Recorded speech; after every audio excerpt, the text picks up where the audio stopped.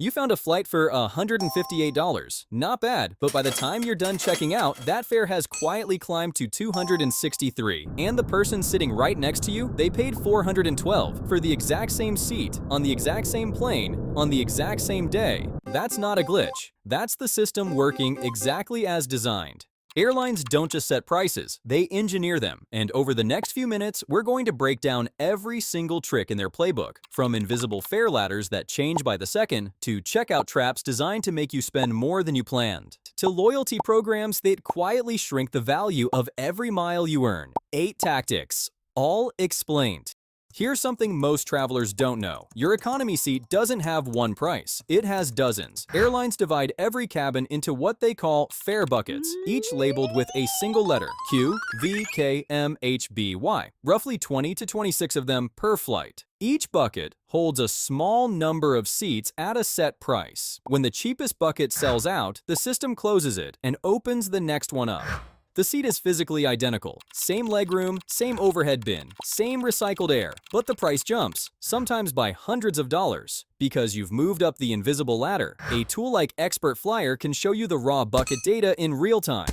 On a single flight, the same economy seat can cost as little as $200 in a deep discount Q class, or over $1,000 in full fare Y. You'd never know the difference from looking at the booking page, and that's entirely the point. But fare buckets are just the scaffolding. What really sets the price is the algorithm. Airlines feed their revenue management systems a fire hose of data, historical booking patterns, real-time competitor fares, time to departure, day of week, local events, even weather. The system then decides which bucket to open, which to close, and at what price. And it's getting smarter. The newest generation of these systems doesn't even use fixed fare points anymore. It's called continuous pricing, meaning the algorithm can set virtually any price at any moment for any seat. One major United States carrier began testing AI set fares in late 2024 and publicly told investors its goal was to price based on what individual passengers are willing to pay. Senators responded with a formal letter warning against what they called surveillance-based price setting.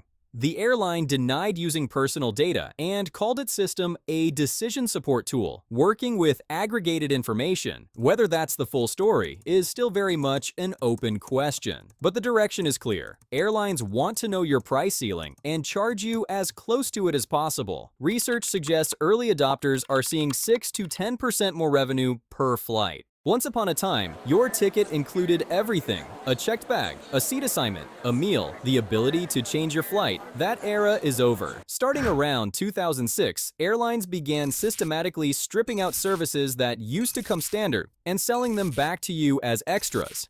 The industry calls it unbundling.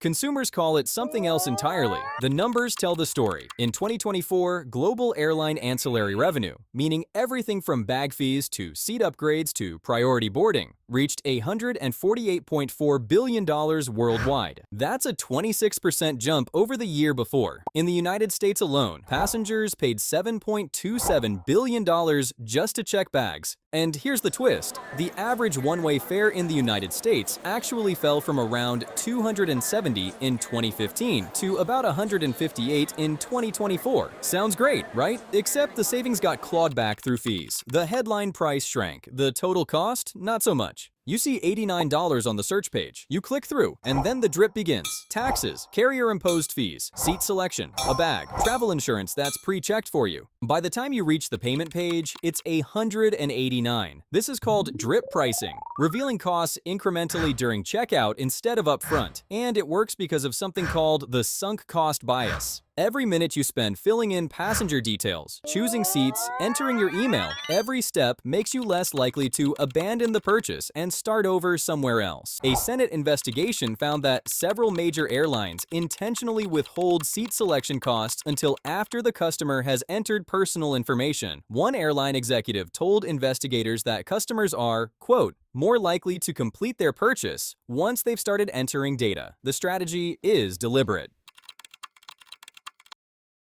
Basic economy looks like the budget option. No frills, bare bones, cheapest fare on the page. But it's not designed to be a good deal. It's designed to make you avoid it. Airlines have said this publicly. A senior executive at one major carrier told investors, and I'm paraphrasing, The real success of basic economy isn't how many people buy it. It's how many people see it and choose something more expensive instead. This is a textbook behavioral economics strategy called the decoy effect. By placing an intentionally inferior option next to the standard fare, airlines shift the decision from "should I buy a ticket?" to "which of these three should I buy?" And the math proves it. Add a checked bag and a seat assignment to basic economy, and it often costs more than regular economy. The cheapest option on the page isn't actually the cheapest option. It's a nudge.